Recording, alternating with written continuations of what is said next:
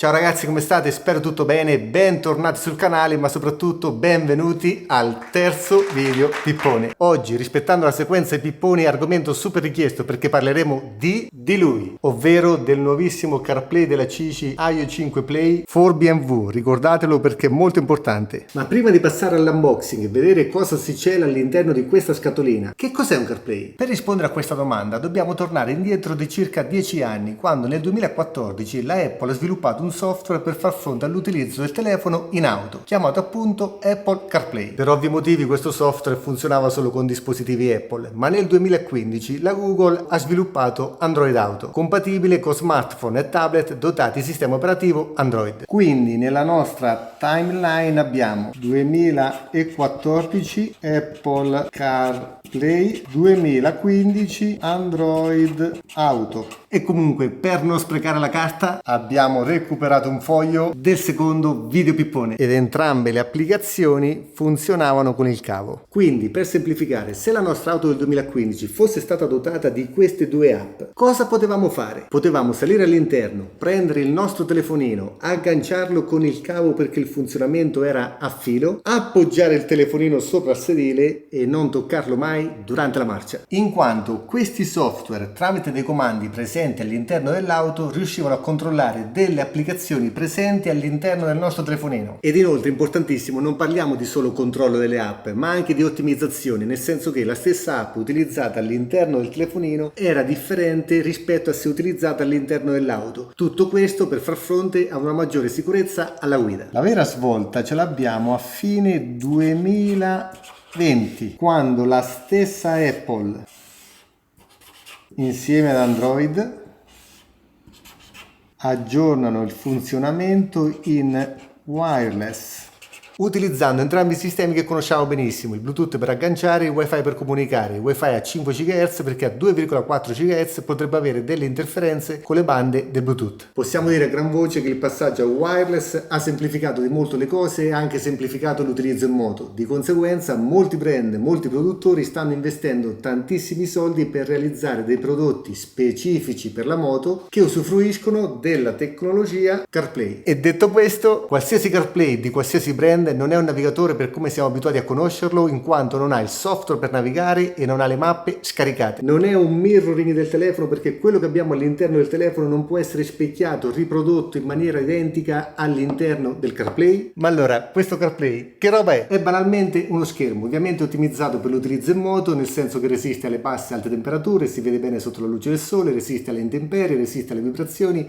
eccetera eccetera. Dove all'interno troviamo la tecnologia CarPlay, ma che senza i nostri telefonini non serve a nada, tranne questo specifico per BMW perché riesce a collegarsi al CAN bus della moto e di conseguenza leggere tutte le info tecniche che vengono dai sensori presenti sulla nostra moto. Ma andiamo per gradi, quindi partiamo con l'unboxing perché è molto interessante. Per essere uno youtuber serio ho rimesso anche la pellicola, così ovviamente senza bolle come vi arriverà a casa. Togliamo la pellicola che è sempre piacevole, togliamo il CIGI. All'interno troverete questa ulteriore confezione, piccolo manuale di istruzioni con lingua in cinese ed inglese, portachiavi brandizzato, due adesivi riflettenti ed un piccolo cacciavite Torx. Ve lo mostro nel dettaglio. Parte frontale, sopra troviamo 4 tasti, poi ne vedremo l'utilizzo. Parte posteriore ingegnerizzata per l'attacco BMW con finitura in carbonio. Nella parte sotto troviamo questa guarnizione che si può togliere allentando questi due viti. Al volo dettagli dello schermo, schermo LCD con tecnologia IPS, che significa che ha un ampio angolo di visuale e che si vede benissimo sotto la luce del sole, quindi ottimo per l'utilizzo in moto. 5 pollici di diagonale, luminosità di 1000 nits, risoluzione 720x1280, inoltre 60 fps refresh che rende l'utilizzo molto fluido, classificazione di impermeabilità IP68, temperatura di utilizzo da -20 a +60. Passando invece all'interno, struttura in lega di magnesio e alluminio che lo rende super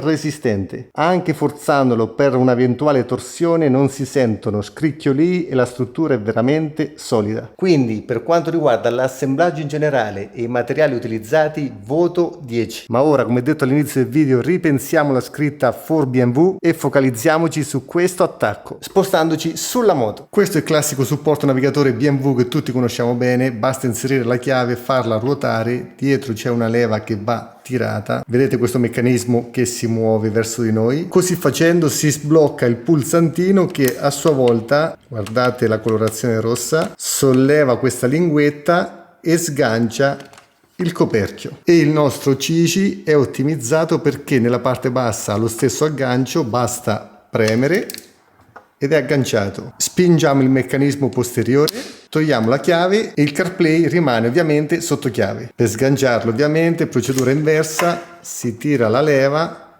si preme il tastino posteriore e si sgancia. Infatti, se guardiamo nel dettaglio il coperchio originale BMW, nella parte bassa troviamo questo incasso che, come potete vedere, è identico a quello del CICI, e nella parte alta troviamo questi due scassi che a loro volta sono identici a quelli presenti sul CICI. Nel coperchio troviamo questa guarnizione ovviamente per proteggere i contatti, che praticamente si trova nello stesso punto della guarnizione rossa presente sul CICI. Ingegnerizzazione del prodotto per l'attacco BMW perfetta. Inoltre, con il fatto che lo chassis è molto rigido, quando lo si appoggia nella parte bassa per farlo ruotare e quindi incastrare nella parte alta, si percepisce la solidità del prodotto. Ma ora, per rendere questo video bello pippone, iniziamo a smontarlo. Cacciavite in dotazione ed andiamo ad allentare le viti sotto. Vengo vicino per mostrarvi questo dettaglio. La copertura ha una sorta di linguetta, quindi se noi allentiamo solo questa vite possiamo aprirlo tranquillamente senza togliere l'altra. E comunque sotto troviamo una presa USB-C che possiamo definire presa di bordo, che serve per alimentarlo nell'eventualità non usassimo l'attacco BMW, ed inoltre c'è l'alloggio per una scheda micro SD. Nel dettaglio la guarnizione è veramente ben fatta, ma guardate questa caratteristica. Ora capisco perché la piccolissima vite non si toglieva, nel senso che, come potete vedere, rimane alloggiata all'interno della gomma. Per quanto è piccola è fatta in questa maniera. Praticamente la guarnizione rimane alloggiata, noi possiamo allentare la vite e la vite non cade perché rimane all'interno della guarnizione. E per essere sicuro di quanto sto dicendo voglio provare a toglierla.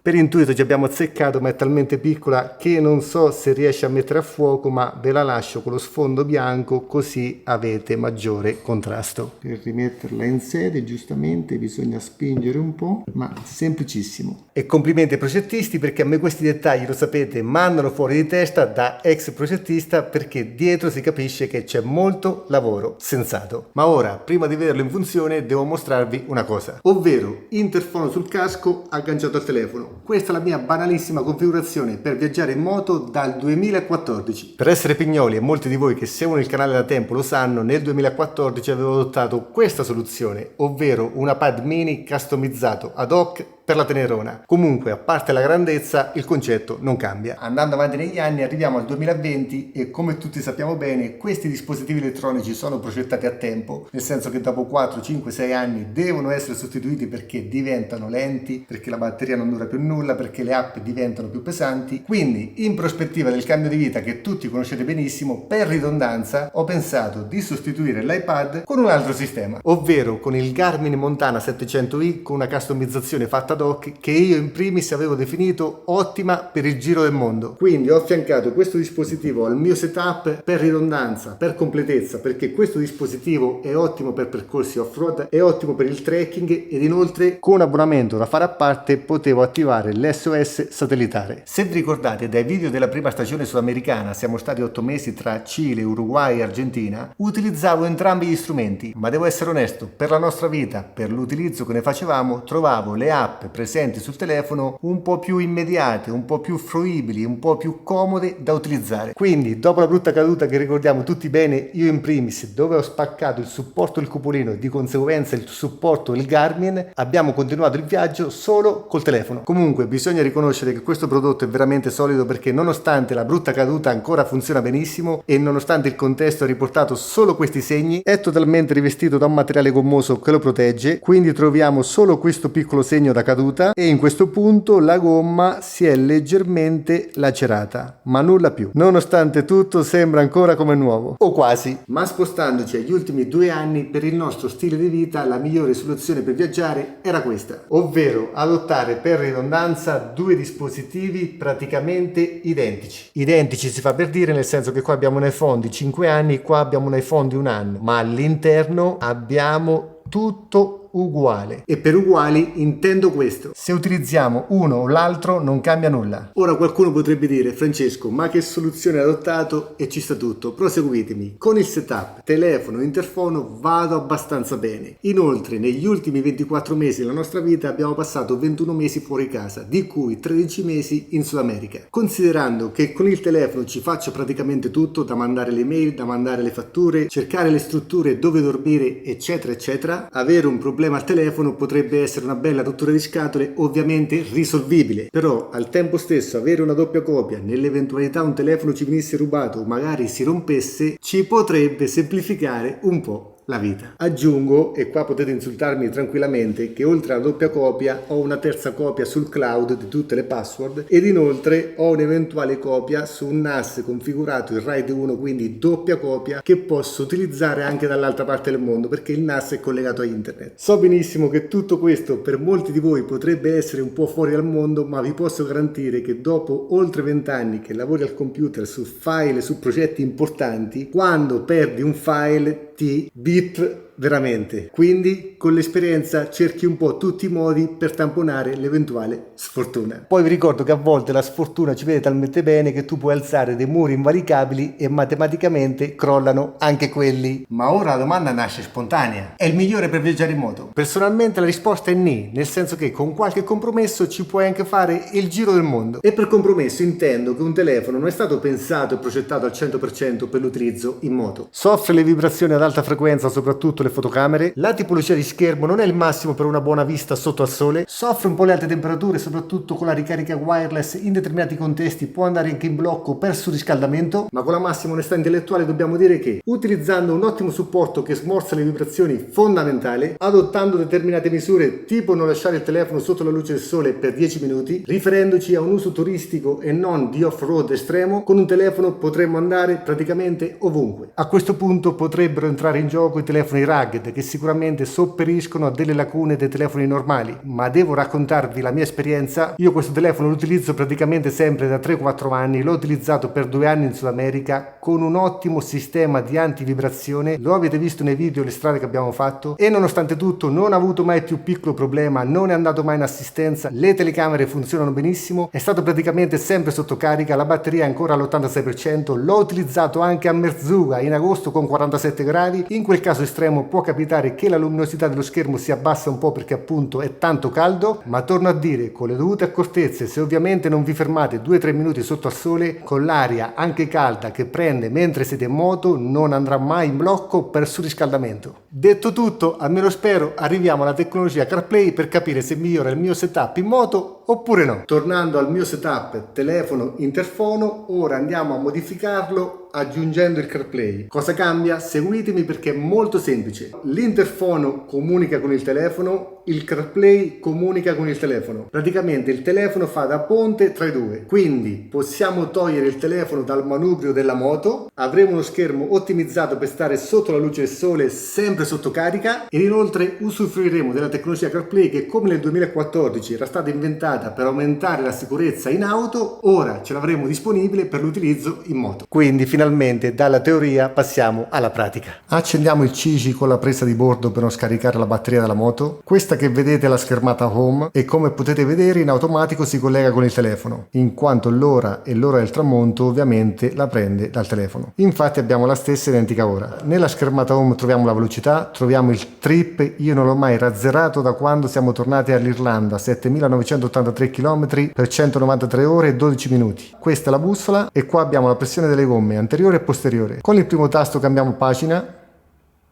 e qua potete vedere tutte le app compatibili con l'Apple CarPlay. Abbiamo 3 pagine, a destra ci sono ulteriori app, a sinistra abbiamo una suddivisione dello schermo tra Google e la nostra musica. Qua potete vedere l'ora, il segnale del telefono, il segnale 5G, lo stato di batteria del telefono. Queste 3 sono le app utilizzate di recente, nel senso che se apriamo le impostazioni comparirà l'app delle impostazioni e in fondo all'immagine abbiamo la possibilità di suddividere lo schermo. Quindi, tornando al discorso iniziale, le app che vedete qua dentro sono quelle compatibili con il software CarPlay e ottimizzate per l'utilizzo in auto, nel nostro caso ovviamente in moto. Ad esempio nell'icona dei messaggi vedete il numero 400 e se accendiamo il nostro telefono avremo 400 messaggi. Per chi non conosce come funziona il CarPlay, facciamo alcuni esempi. Andiamo su Google Maps, cerchiamo una qualsiasi città, Torino, cerca indicazioni, nel CarPlay vuoi indicazioni per Torino, avvia in CarPlay e in automatico troveremo il nostro tracciato all'interno del CarPlay. Ora possiamo spegnere il telefono e metterlo in tasca. E tornando al discorso di ottimizzazione, nello schermo del CarPlay vedremo delle info che appunto sono state decise dal software, tipo ore di arrivo, tempo totale e chilometri totali. Possiamo spostarci all'interno della mappa con queste freccette oppure banalmente con il touch. Tornando al telefono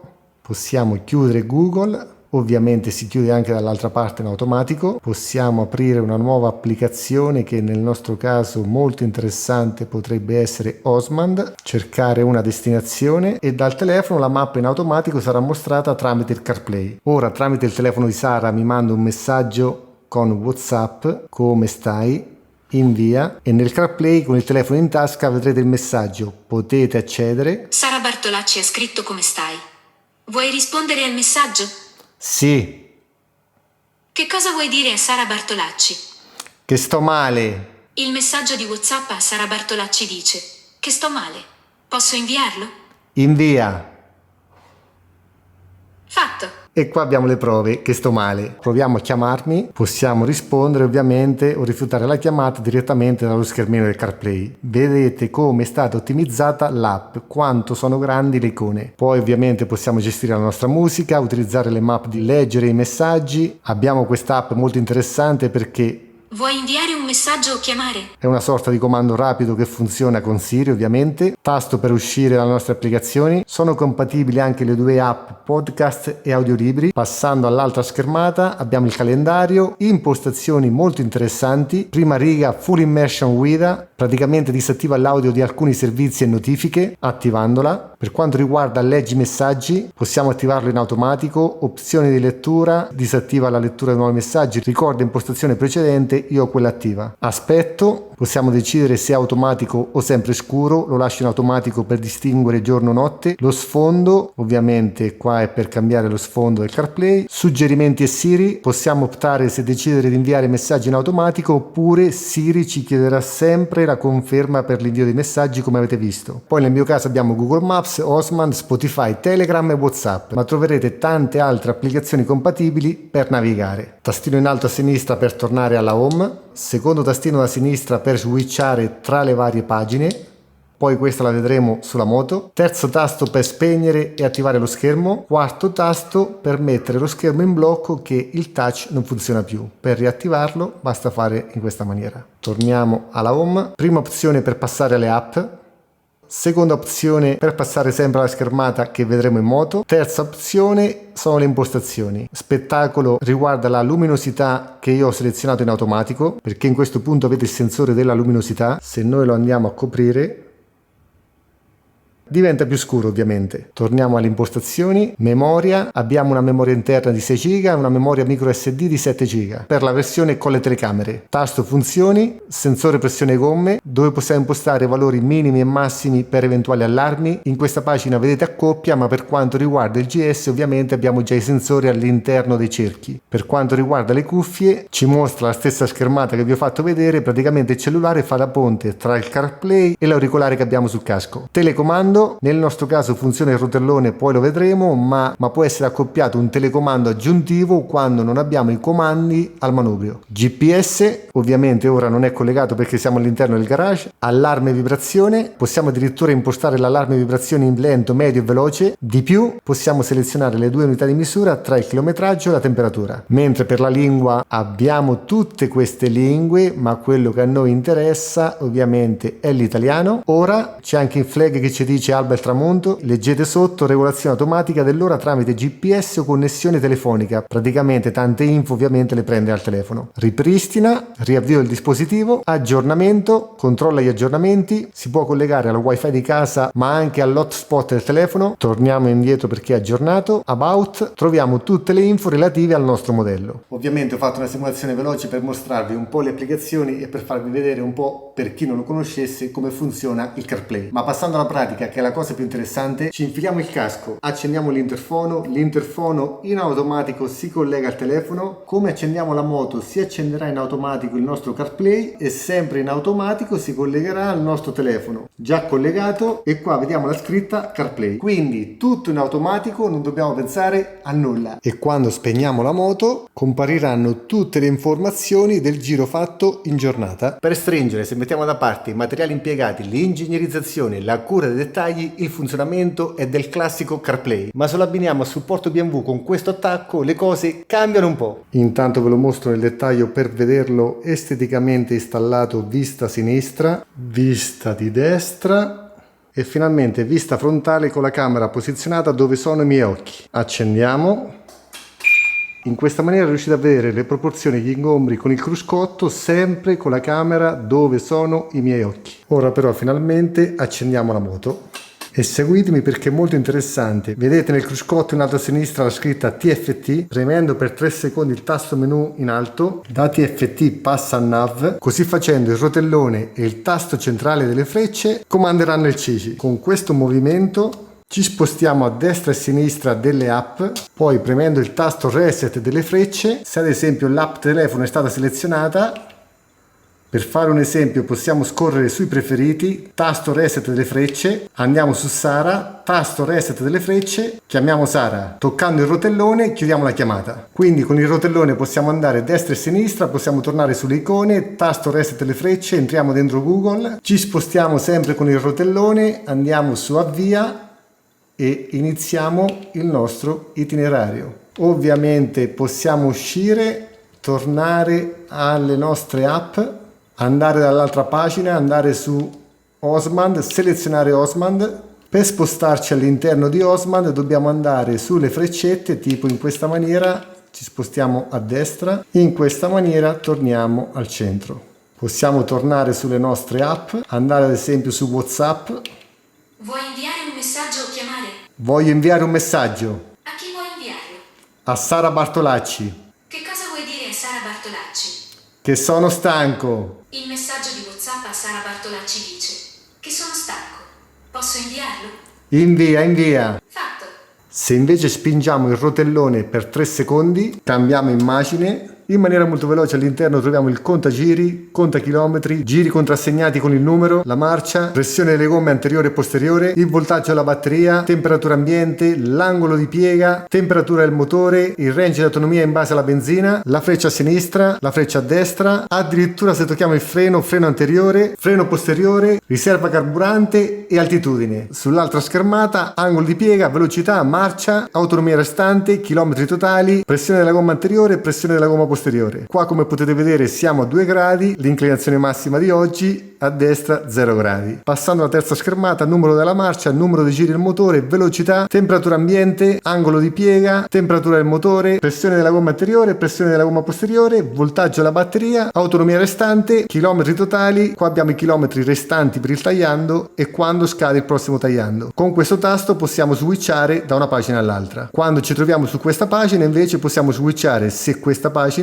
oppure quella che a me piace di più, ovvero con l'angolo di piega. Molto interessante. Se andiamo su impostazioni, funzioni, telecomando, potete abilitare lo scorrimento verticale. Ora ce l'ho spento, infatti il rotellone non funziona in questa maniera ma funziona solo premendo avanti e indietro. Se lo attiviamo Possiamo switchare da un'app all'altra o altre funzioni facendo ruotare il rotellone. Torniamo a impostazioni, funzioni, telecomando. Altra cosa interessante, vedete nav e CRG, poi ci torniamo. Ma ora finalmente accendiamo la moto. Vedete il contagiri? Qua addirittura avete anche l'apertura dell'acceleratore. Questa è l'altra pagina. E questa è l'altra pagina. E dopo questo pippone nel pippone siamo tornati all'inizio del video quando vi ho detto fate attenzione a questa scritta for BMW, in quanto il supporto BMW non è un supporto semplicemente alimentato, bensì un supporto che si aggancia al CAN bus della moto. Ok, abbiamo capito tutto, ma il CAN bus della moto che roba è? Il CAN bus è la rete dati che usa un'unica linea dati. Praticamente la tecnologia CAN integra tutte le centraline in una rete per semplificare al massimo la diagnostica. Per chiudere abbiamo capito benissimo che all'interno di quel cavo passano tutte le informazioni provenienti dagli infiniti sensori presenti sulla nostra moto. Quindi quello che differenzia questo dispositivo rispetto a tutti gli altri CarPlay è che lui riesce a leggere quelle informazioni e per ovvi motivi ci dà la possibilità di utilizzare i comandi presenti sul manubrio originali BMW. Importantissimo, passando alla compatibilità, vi lascio una tabella per vedere se la vostra moto è al 100% compatibile. Altrimenti torniamo indietro nel video quando vi ho detto fate attenzione a questo flag CGRC perché ci sono delle scatoline plug and play necessarie per rendere la vostra moto compatibile al 100%, e per compatibile al 100% intendo l'utilizzo del rotellone. Altra cosa fondamentale che molti si chiedono giustamente, ovvero quanta batteria consuma dei nostri telefoni. Qua ho fatto una cosa nerdissima ma molto interessante, ovvero se utilizzo il telefono da solo per navigare con la luminosità al massimo, parliamo di un iPhone 15 Pro Max con un anno di vita, stato della batteria al 98%, un'ora di navigazione a grandi linee consuma il 10% di batteria, mentre con il telefono con lo schermo spento collegato al CICI via wifi consuma circa l'8% all'ora. E per chi mi ha chiesto il telefono si surriscalda, io l'ho utilizzato per 8000 km da qua per questo giro fuori porta in Irlanda e tornare. Ovviamente il telefono usa il GPS, quindi per ovvi motivi tra la trasmissione wifi e il GPS attivo un po' si riscalda, ma assolutamente nessun tipo di problemi di surriscaldamento. E nella prima parte del viaggio abbiamo fatto l'autostrada a 40 gradi con il telefono in tasca. Nel catalogo sono presenti molti accessori per proteggerlo quando lo togliamo. Io ho questa banalissima protezione in gomma che si infila in questa maniera, una sorta di guscio per quando lo riponiamo per proteggere lo schermo. Inoltre ho preso il vetro protettivo temperato. Sicuramente avrò dimenticato qualcosa, se avete qualche dubbio, curiosità scrivetela nei commenti. Per il resto ragazzi, che dire, il prodotto è veramente ben fatto sotto tutti i punti di vista. Ha solo un problema, costa un occhio della testa. Sul sito della CICI costa $519, circa 460 euro. Da parte mia me lo chiedete sempre, il massimo che sono riuscito ad ottenere è un codice sconto del 10%, ma insieme a CarPlay con il codice vi arriverà a casa la protezione dello schermo gratuitamente. Il video pippone finisce qua, come sempre solite raccomandazioni: se vi è piaciuto lasciate un mi piace, iscrivetevi al canale e noi ci rivediamo con il video pippone jolly. Ciao ragazzi!